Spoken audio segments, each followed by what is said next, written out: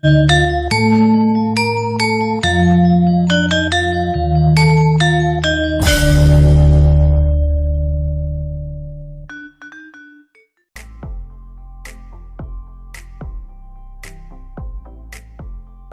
pajak adalah serangkaian kegiatan menghimpun dan mengolah data, keterangan, dan atau bukti yang dilaksanakan secara objektif dan profesional berdasarkan suatu standar pemeriksaan untuk menguji kepatuhan pemenuhan kewajiban perpajakan dan atau untuk tujuan lain dalam rangka melaksanakan ketentuan peraturan perundang-undangan. Tujuan pemeriksaan pajak adalah dalam rangka pengawasan kepatuhan pemenuhan kewajiban perpajakan oleh wajib pajak. Menguji kepatuhan pemenuhan kewajiban perpajakan dapat dilakukan dalam hal yaitu 1. SPT tahunan menunjukkan kelebihan pembayaran pajak atau rugi. 2. SPT tahunan tidak disampaikan atau disampaikan tidak pada waktu yang telah ditetapkan. 3. SPT memenuhi kriteria yang ditentukan oleh wajib pajak yang telah disepakati pada ketentuan pemeriksaan di atas. 4. Ada indikasi kewajiban pemajakan yang tidak diketahui. Tujuan lain dalam rangka melaksanakan ketentuan peraturan perundang-undangan perpajakan dapat dilakukan pemeriksaan dewan, yaitu 1. Pemberian NPWP atau pencabutan NPWP. 2. Pemberian NPPKP atau penipuan atau pencabutan NPPKP. 3. Penentuan misalnya jumlah angsuran pajak dalam suatu masa pajak bagi kewajiban berkelanjutan.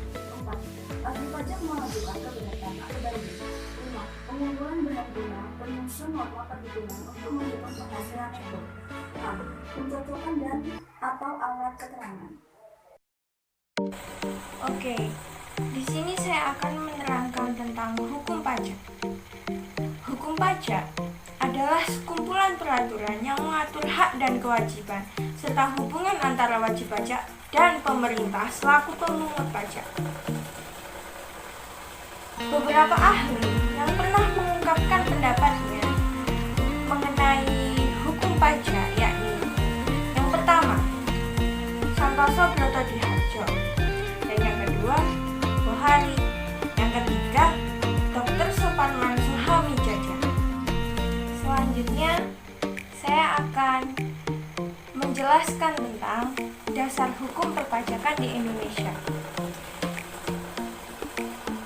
Yang pertama, Undang-Undang Ketentuan Umum dan Tata Cara Perpajakan yang diatur dalam UU Nomor 6 Tahun 1983 dan diperbarui oleh UU Nomor 16 Tahun 2000. Dan yang kedua, Undang-Undang Pajak Penghasilan atau PPH yang diatur dalam UU Nomor 7 Tahun 1983 dan diperbarui oleh UU Nomor 17 Tahun 2000. Dan yang ketiga, Undang-Undang Pajak Pertimbangan Nilai dan Pajak Penjualan yang diatur oleh UU Nomor 8 Tahun 1983 dan diganti menjadi UU Nomor 18 Tahun 2000.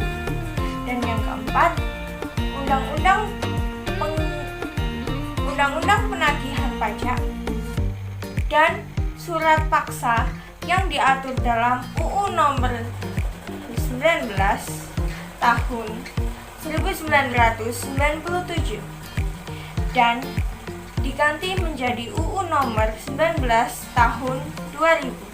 Dan selanjutnya, saya akan menjelaskan tentang apa sih fungsi hukum pajak itu.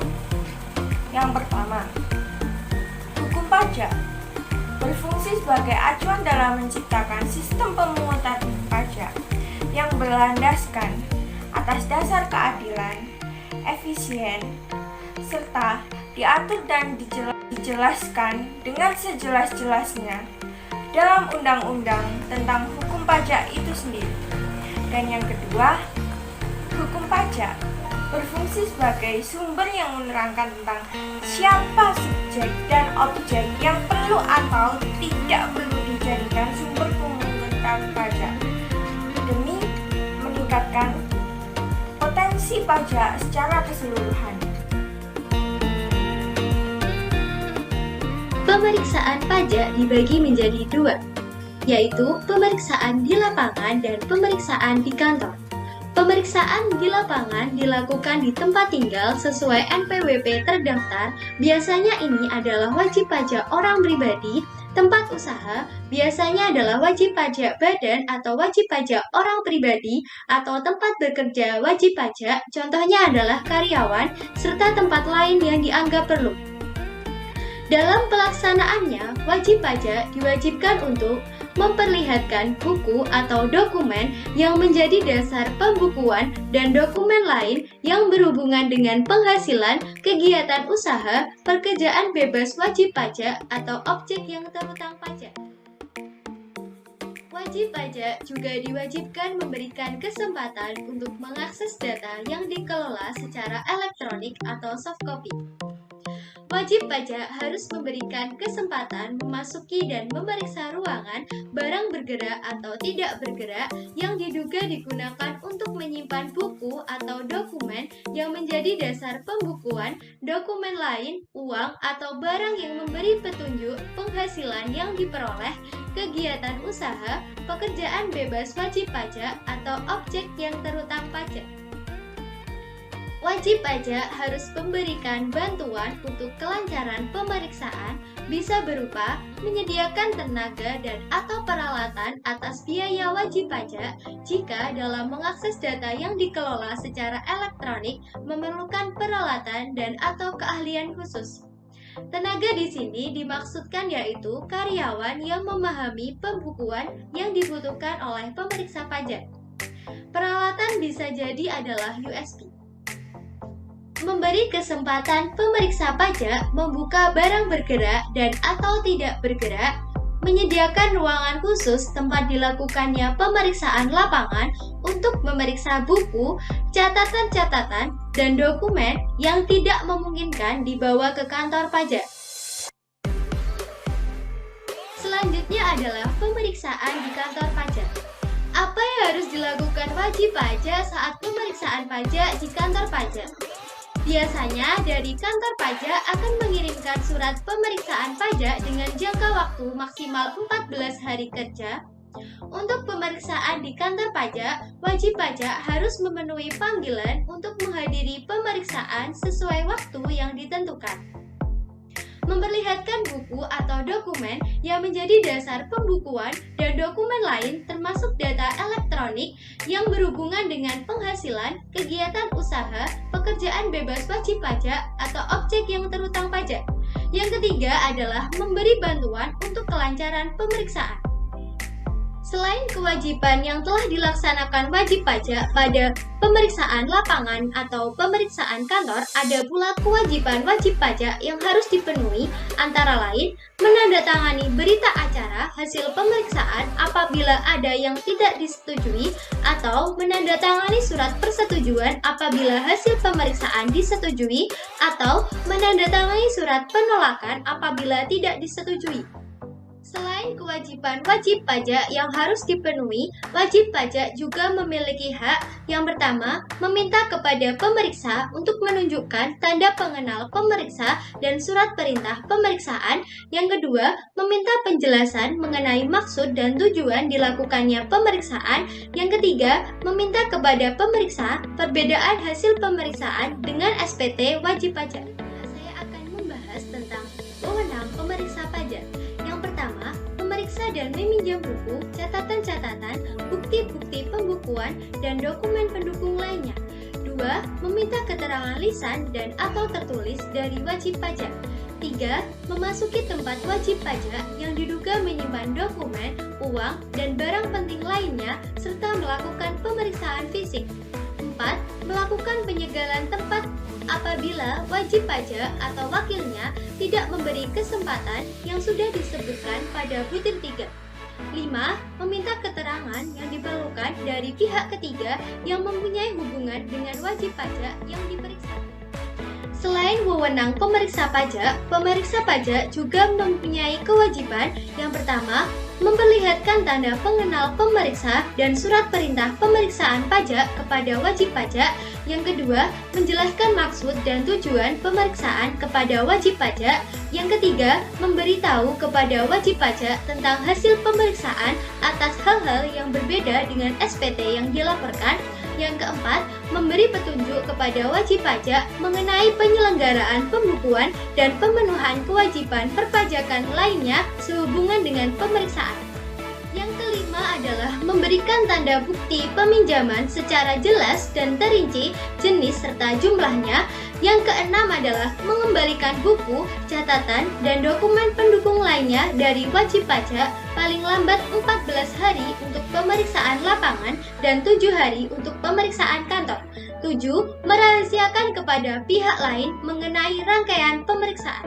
Beberapa hal yang menjadi kriteria pemeriksa pajak. Yang pertama, menyampaikan SPT tahunan, PPh, pajak penghasilan, atau SPT masa PPN, pajak pertambahan nilai yang menyatakan lebih bayar restitusi. Restitusi adalah pembayaran kembali pajak yang sudah dibayarkan oleh wajib pajak. Yang kedua, menyampaikan SPT masa PPN lebih bayar kompensasi. Biasanya, kompensasi ini tidak boleh lebih dari 3 kali. Jika PPN misalkan di bulan Januari lebih bayar, Februari lebih bayar, maka di Maret harus bayar. Yang ketiga adalah menyampaikan SPT rugi. Yang keempat, menyampaikan SPT terlambat yaitu melampaui jangka waktu surat teguran yang disampaikan.